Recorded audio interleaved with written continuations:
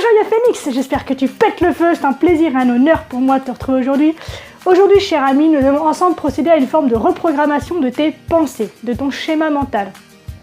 Car selon moi, un élément essentiel à l'acquisition, à l'intégration du bonheur et de la joie de vivre au quotidien, c'est cette capacité que nous pouvons développer à prendre conscience de pourquoi nous faisons ce que nous faisons.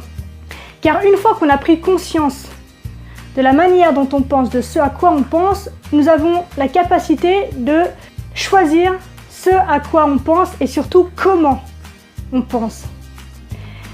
Et c'est absolument primordial parce que, tu l'as bien compris, nos pensées génèrent nos états d'âme, qui génèrent nos actions, qui génèrent nos résultats, qui à nouveau génèrent des pensées ou confortent la pensée à l'origine de cette première action. Et c'est un cycle comme ça qui se répète. Donc si ta pensée de base est négative, tu peux être sûr que tout le reste, ce sera de la merde. Tu n'auras plus que tes yeux pour pleurer. Et c'est vraiment en fait un point absolument primordial à avoir en tête systématiquement. Et tu admettras que faire les choses par élan, par envie, c'est quand même vachement plus confortable et vachement plus encourageant que de faire les choses parce qu'on doit le faire et parce qu'on se force à les faire. Donc mon objectif aujourd'hui, c'est de te permettre de te focaliser sur le fait de faire les choses parce que tu les choisis, parce que tu as envie de les faire, plutôt que de te forcer à les faire parce que tu considères devoir les faire. Et donc le but du jeu, tu vois, ça va être super amusant, c'est de dénicher tous les je choisis qui se cachent derrière tous les je dois que tu sors au quotidien. Pour cela, je te propose un exercice absolument très simple. Tu vas prendre une feuille et un crayon, nous repartons dans l'écriture. En haut de cette feuille, tu vas écrire une action que tu considères devoir faire. Par exemple, je dois faire le ménage. En dessous de cette affirmation, je te propose de tracer deux colonnes. Dans la première, tu vas écrire les besoins qui sont satisfaits par cette action. Si, je t'assure qu'il y en a, même quand on fait le ménage. Et oui.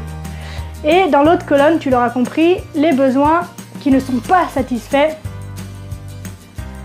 par cette activité. Évidemment, il y en a aussi, je pense que tu en as plein la tête. Ok? Une fois que c'est fait, je te propose, avant de passer à l'action, et donc avant de faire, dans l'exemple, le ménage, de te relier, de te connecter à tous les besoins, à tous tes besoins qui vont être satisfaits par le fait de faire le ménage, de faire cette action que tu considères devoir faire. Mais surtout, j'aimerais que tu notes dans ton agenda, réellement, tu prends ton agenda, tu écris, tu prends rendez-vous avec toi-même pour combler les besoins qui seront non satisfaits, qui seront quelque part trahis, oubliés et délaissés par le fait de faire le ménage.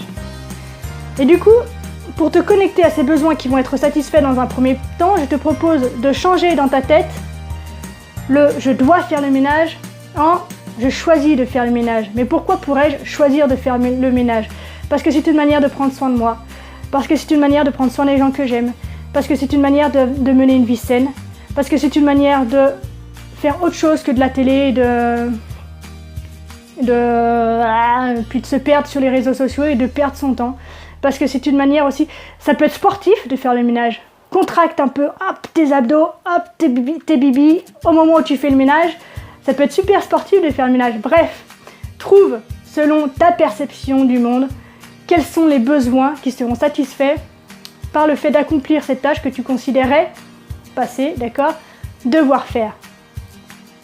Et n'oublie pas, avant de commencer, grande inspiration, c'est toujours très important de bien respirer. Ça permet de reposer les choses plutôt que de partir tête baissée et de repartir dans le je suis forcé de ça m'enquiquine, ce genre de choses. Je respire, je choisis de faire le ménage aujourd'hui parce que c'est une manière de prendre soin de moi. Parce que comme ça, c'est une manière aussi de dire aux autres que je les aime et que je prends soin d'eux. Ok? Je te laisse expérimenter ça.